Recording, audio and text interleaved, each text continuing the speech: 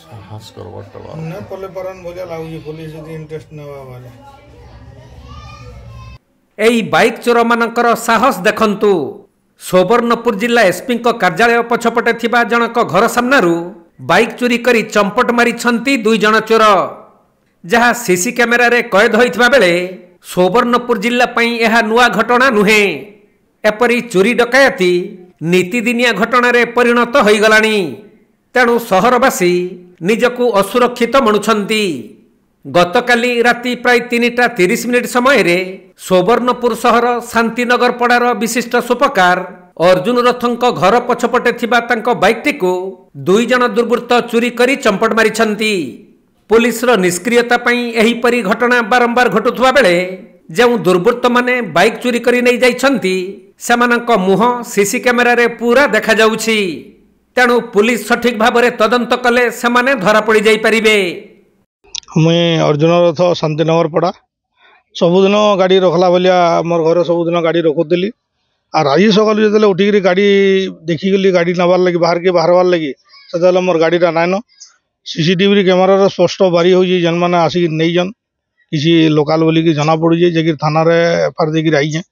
ଆର୍ ଆସିକିରି ସେମାନେ ଦେଖି ଯାଇଛନ୍ ଯେ ଆମେ ନିହାତି ଜଣା ପଡ଼ବା ଧରା ପଡ଼ବେ ବୋଲିକିରି କହିଯାଇଛନ୍।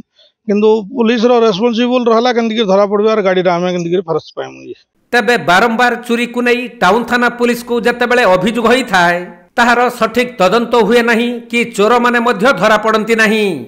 ପୂର୍ବରୁ ଏନେଇ ସହରବାସୀ ପୁଲିସର କାର୍ଯ୍ୟକାରିତା ଉପରେ ପ୍ରଶ୍ନ ଉଠାଇଥିଲେ।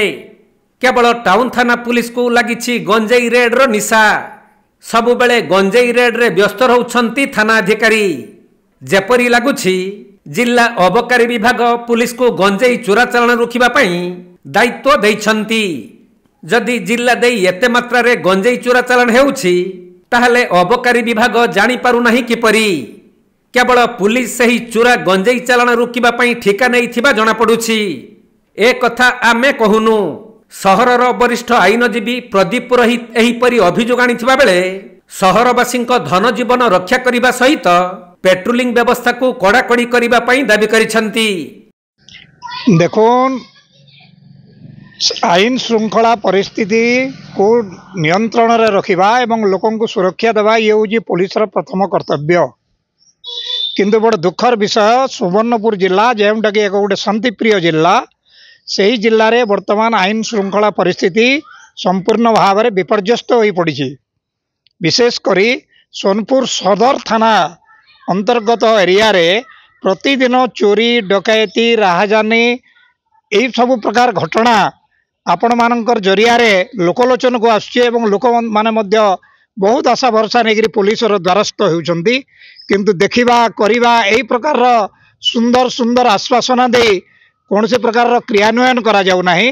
ଏବଂ ଅନେକ ସମୟରେ ବୁଦ୍ଧିଜୀବୀ ଗଣମାଧ୍ୟମ ପ୍ରତିନିଧି ମଧ୍ୟ ସ୍ଥାନୀୟ ଆମର ଆଇଆଇସିଙ୍କୁ ଅଭିଯୋଗ କଲାପରେ ସେଠୁ ଉତ୍ତର ମିଳେ ଯେ ଆଇଆଇସି ଗଞ୍ଜେଇ ରେଡ୍ରେ ବ୍ୟସ୍ତ ଅଛନ୍ତି।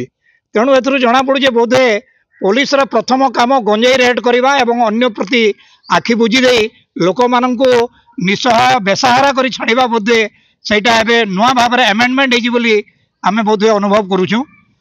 ଏବଂ ଏବେ ଯେଉଁ ନିକଟ ଅତୀତରେ ନୂଆ ଏସ୍ପି ଆସିଛନ୍ତି, ଏସ୍ପିଙ୍କୁ ଯେତେବେଳେ ଆମେ ସାକ୍ଷାତ କରିଥିଲୁ ସେତେବେଳେ ମଧ୍ୟ ତାଙ୍କୁ ଆମେ ଏଇ ଆଇନ ଶୃଙ୍ଖଳା ପରିସ୍ଥିତି ବାବଦରେ କହିଥିଲୁ। ସେ ଆଶ୍ୱାସନା ଦେଇଥିଲେ ମୁଁ ଏହାକୁ ଦୃଢ଼ ହସ୍ତରେ ଦମନ କରିବି।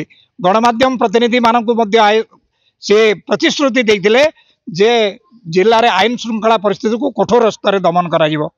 କିନ୍ତୁ ତାର ଫଳ ବର୍ତ୍ତମାନ ସେ ମୂଷିକର ମାନେ ପର୍ବତର ମୂଷିକ ପ୍ରସବ ଭଳିଆ ଜଣାପଡ଼ୁଛି। କୌଣସି ଠୋସ୍ କାର୍ଯ୍ୟାନୁଷ୍ଠାନ ନାହିଁ, କୌଣସି ପ୍ରକାରର ଅପରାଧୀ ଧରା ପଡ଼ୁନାହାନ୍ତି ବର୍ତ୍ତମାନ ସୁଦ୍ଧା।